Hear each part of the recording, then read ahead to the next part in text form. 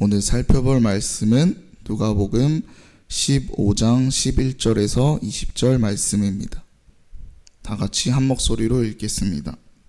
또 이르시되 어떤 사람에게 두 아들이 있는데 그 둘째가 아버지에게 말하되 아버지여 제산 중에서 내가 돌아올 빚깃을 내게 주소서 하는지라 아버지가 그 살림을 각각 나눠 주었더니 그 후 며칠이 안 되어 둘째 아들이 재물을 다 모아가지고 먼 나라에 가 거기서 허랑방탕하여 그 재산을 낭비하더니 다 없앤 후 그 나라에 크게 흉년이 들어 그가 비로소 궁핍한지라 가서 그 나라 백성 중 한 사람에게 붙여 사니 그가 그를 보내어 돼지를 치게 하였는데 그가 돼지 먹는 쥐원 열매로 배를 채우고자 하되 주는 자가 없는지라 이에 스스로 돌이켜 이르되 내 아버지에게는 양식이 풍족한 품꾼이 얼마나 많은가 나는 여기서 주려 죽는구나. 내가 일어나 아버지께 가서 이르기를 아버지 내가 하늘과 아버지께 죄를 지었사오니 지금부터는 아버지의 아들이라 걸음을 감당하지 못하겠나이다. 나를 품꾼의 하나로 보소서 하리라 하고 이에 일어나서 아버지께로 돌아가니라.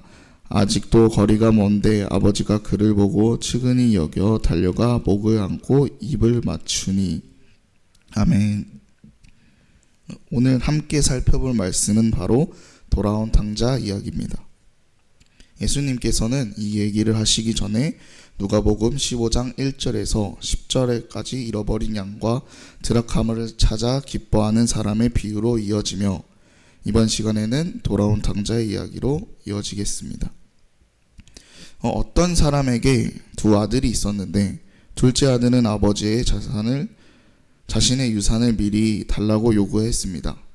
당시에는 아버지가 살아있을 때 유산을 미리 나눠주는 경우가 있었지만 아들이 직접 요구하는 것은 상상할 수 없는 일이었습니다. 그는 아버지의 재산을 노리고 마치 아버지가 이미 돌아가신 듯 행동하며 큰 신뢰를 저질렀습니다. 첫째 아들에게도 깊은 상처를 남겼습니다. 누가복음 15장 11절입니다. 또 이르시되 어떤 사람에게 두 아들이 있는데 누가복음 15장 12절 그 둘째가 아버지에게 말하되 아버지여 재산 중에서 내가 돌아올 빚깃을 내게 주소서 하는지라 아버지가 그 살림을 각각 나눠 주었더니 그렇게 둘째는 아버지에게 말하였습니다. 아버지는 재산 중에서 내게 돌아올 빚깃을 내게 주소서 하였습니다. 아버지는 아들의 부탁을 들어주고 재산을 나눠 주었습니다. 아버지는 요구를 들어줬고 둘째 아들은 상속받은 재산을 얼마 지나지 않아 탕진하고는 먼 나라로 떠나버렸습니다. 누가복음 15장 13절입니다. 그 후 며칠이 안 되어 둘째 아들이 재물을 다 모아가지고 먼 나라에 가 거기서 허랑방탕하여 그 재산을 낭비하더니 둘째 아들은 아버지의 보호의 울타리를 벗어나 스스로의 길을 개척하고 싶은 강렬한 열망을 가지고 있었습니다. 그는 자유로운 삶을 살고 싶었습니다. 하지만 아버지의 품에서 안락하게 자란 둘째 아들은 스스로의 힘으로 세상을 헤쳐나갈 수 있다는 자신감에 차 있었습니다. 그는 자유로운 삶을 꿈꿨습니다. 왜냐하면 흥청망청 돈을 썼기에 금세 재산을 탕진하고 말았습니다. 물처럼 재산을 흥청망청 쏟아부었고 결국 모든 것을 잃고 말았습니다. 그러나 그가 그렇게 모든 것을 없애버린 후에도 그가 머물렀던 도시에서 큰 흉년이 들기 전까지는 아무것도 남지 않았다는 것을 깨달았습니다. 누가복음 15장 14절입니다. 다 없앤 후 그 나라에 크게 흉년이 들어 그가 비로소 궁핍한지라. 그렇게 큰 흉년이 들고 그는 자신에게 아무것도 남지 않았다는 것을 비로소 알게 됐습니다. 비로소 궁핍하다고 생각했을 것입니다. 그러나 그는 그런 자신의 선택이 틀렸다는 것을 인정할 수 없었습니다. 그리고 그 선택이 자신이 책임질 수 없다는 것을 인정할 수밖에 없었습니다. 그래서 그는 그 나라 백성 중 한 사람을 찾아가 함께 거하자고 합니다. 그것이 가장 좋은 방법이라고 생각했을 것입니다. 그러나 그 선택은 그를 더 큰 속박으로 데리고 갔을 뿐입니다. 그를 받아준 사람이 그를 들로 보내어 돼지를 치게 했기 때문입니다. 누가복음 15장 15절입니다. 가서 그 나라 백성 중 한 사람에게 붙여 사니 그가 그를 들로 보내어 돼지를 치게 하였는데, 구약 성경은 돼지를 부정한 짐승으로 분류합니다. 그래서 유대인들은 돼지를 키우지 않습니다. 당연히 둘째 아들도 돼지를 치는 일을 하고 싶진 않았을 것입니다. 돼지를 친다는 것은 거친 광야로 들로 나가서 돼지들과 함께 산다는 것을 의미했기 때문입니다. 그러나 둘째 아들은 더 이상 자유나 선택권이 없었습니다. 둘째는 늘 들로 나가야 했기 때문에 상황이 더욱 악화되었고 이제 더 나빠질 상황이 없을 정도로 극에 달하였습니다. 그가 먹을 수 있는 것이 아무것도 없었습니다. 아마도 처음에는 돼지는 주로 먹이로 근근히 버텼겠죠. 그러나 그것마저도 이제는 더 이상 주는 사람이 없었습니다. 누가복음 15장 16절입니다. 그가 돼지 먹는 쥐업 열매로 배를 채우고자 하되 주는 자가 없는지라. 자유를 찾아 떠난 둘째 아들은 자유를 찾기는커녕 되지만도 못한 취급을 받게 된 것입니다.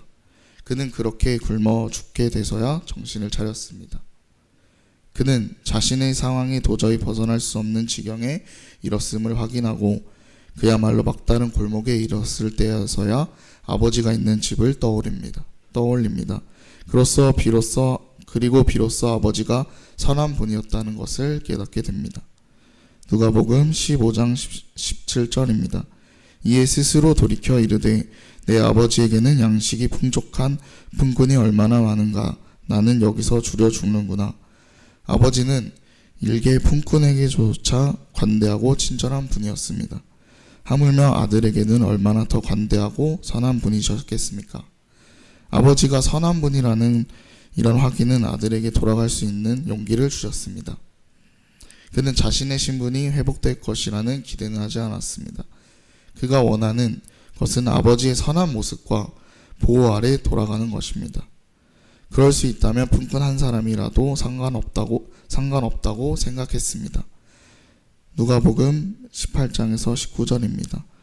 내가 일어나 아버지께 가서 이르기를 아버지, 내가 하늘과 아버지께 죄를 지었사오니 지금부터는 아버지의 아들을 일컬음을 감당하지 못하겠나이다. 나를 품꾼의 하나로 보소서 하리라 하고 그렇게 그는 아버지께로 돌아갑니다. 누가복음 15장 20절입니다. 이에 일어나서 아버지께로 돌아가니라.